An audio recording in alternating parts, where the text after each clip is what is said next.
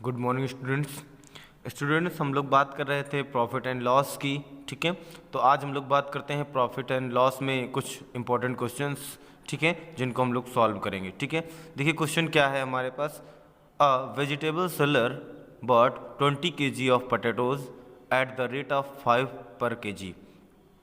मतलब एक सेलर है, एक व्यापारी है जो 20 किलो क्या करता है, पोटैटोज सेल करता, मतलब खरीद लेता है बॉट। ठीक है, वो 1 किलो का रेट जिसका है, 1 किलो आलू का रेट क्या है, 5 रुपीज़ है। वो कितना खरीदता है, 20 kg खरीद लेता है। ठीक है, out of which 5 kg were rotten, he sold the remaining potatoes at the rate of 8 rupees per kg। Find his profit और लॉस।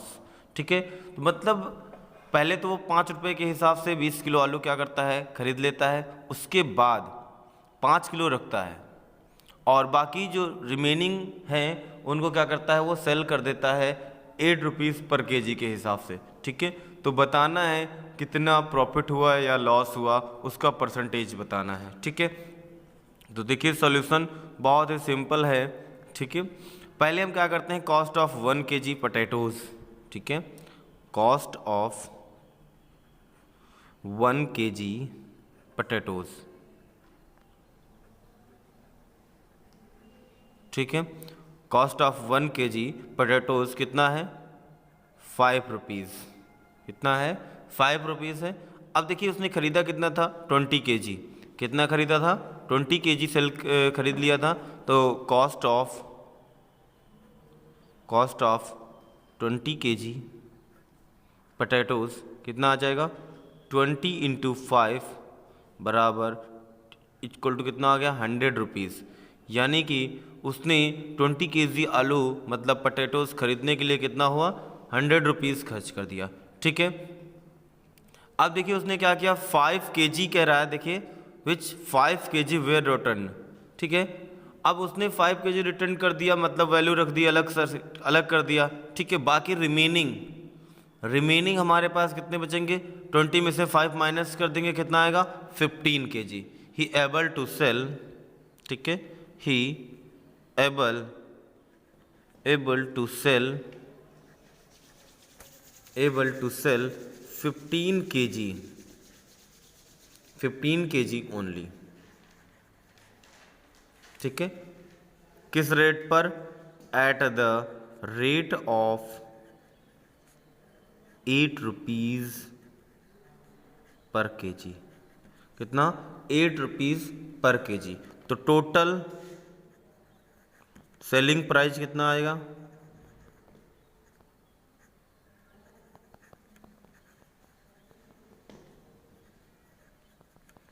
8 इंटू टोटल पोटैटोज कितना था, 15, तो 120 रुपीज़ आ जाएगा।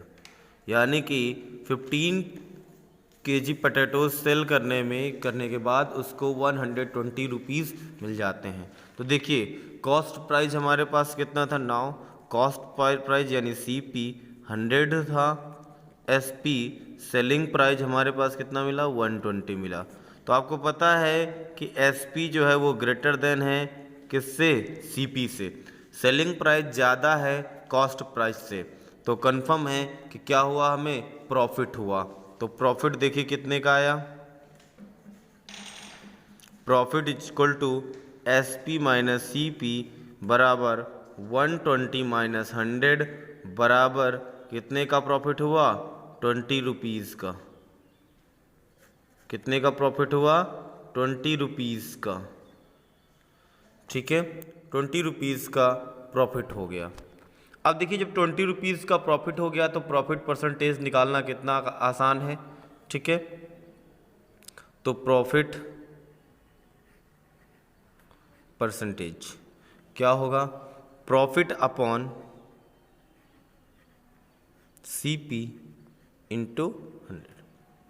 20 अपॉन CP कितना था हमारे पास, कॉस्ट प्राइस 100 इंटू 100। ठीक है, 100 से 100 कैंसिल आउट हो जाएगा, कितना आ जाएगा, 20%।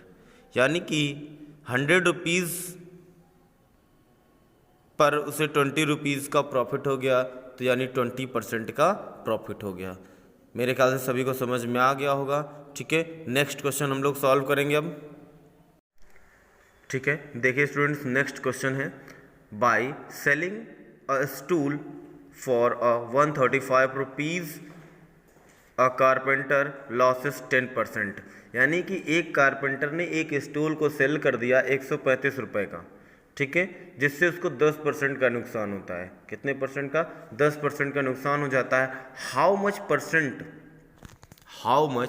परसेंट वुड ही गेन और loss by selling it for 165 rupees. अब बताइए कि उसे कितने परसेंट का नुकसान होगा या उसे प्रॉफिट होगा अगर वो उसी स्टूल को 165 रुपीज़ में सेल करता है तब। ठीक है, बहुत ही सिंपल क्वेश्चन है। बात करते हैं, देखिए मान लिया हमने लेट कर लिया क्या कि cost price of stool is x. Let cost price of stool की हमने कॉस्ट प्राइस मान ली कितनी, एक्स रुपीज़ है। ठीक है, अब कंफर्म है कि उसे 10% का नुकसान हुआ है, तो इसका मतलब है कॉस्ट प्राइस ज़्यादा होगी। कॉस्ट प्राइस ज़्यादा होगी तो loss is equal to 10%। Loss is equal to 10%।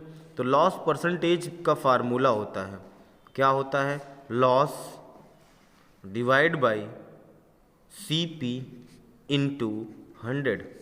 ठीक है, लॉस आपको पता है कि cost price minus selling price होता है, क्योंकि कॉस्ट प्राइस ज़्यादा होगा, सेलिंग प्राइस कम होगा, तभी हमें क्या होगा, लॉस होगा। ठीक है, और इधर CP इंटू 100। लॉस कितने परसेंट का है, 10% का है। ठीक है, तो CP कितना है, हमने यक्स माना है, सेलिंग प्राइस 135 रुपीज़ है। ठीक है, और CP हमने कितना माना है, एक्स, और इधर कितना आएगा, 100 आ जाएगा, इधर 10। एक ज़ीरो यहाँ से क्या होगा, कैंसिल आउट हो जाएगा। तो अगर हम इसको कैलकुलेट करेंगे यहाँ से, तो यक्स इज इक्वल टू कितना आएगा, एक्स माइनस 135, और बाहर कितना लिखा होगा, 10 लिखा होगा। मल्टीप्लाई करेंगे 10x माइनस 1350। ठीक है, इधर x वैल्यू आ जाएगी, तो यानी कि वैल्यू आ जाएगी 9x इज इक्वल टू 1350।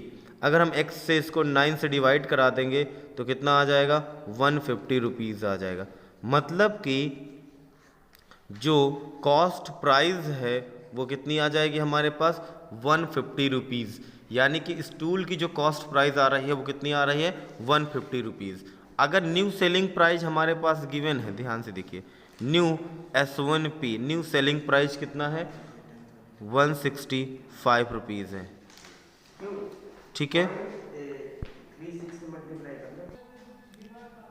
ठीक है, अब देखिए न्यू सेलिंग प्राइस हमारे पास है 165। कहा गया कि अगर उसी स्टूल को 165 रुपीज़ में सेल कर दिया जाए तो प्रॉफिट होगा या लॉस होगा।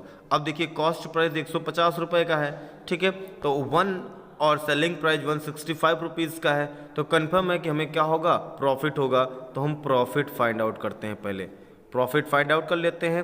क्या होता है, SP माइनस CP, यानी new selling price minus cost price. तो न्यू सेलिंग प्राइस 165 है और कॉस्ट प्राइस 150 है, यानी 150 है, तो कितने का प्रॉफिट होगा, 15 रुपीज़ का। तो हमें क्या करना है, प्रॉफिट परसेंटेज फाइंड आउट कर लेना है। कितना आएगा, profit upon cost price into 100। Profit कितने का है, 15 रुपीज़ का।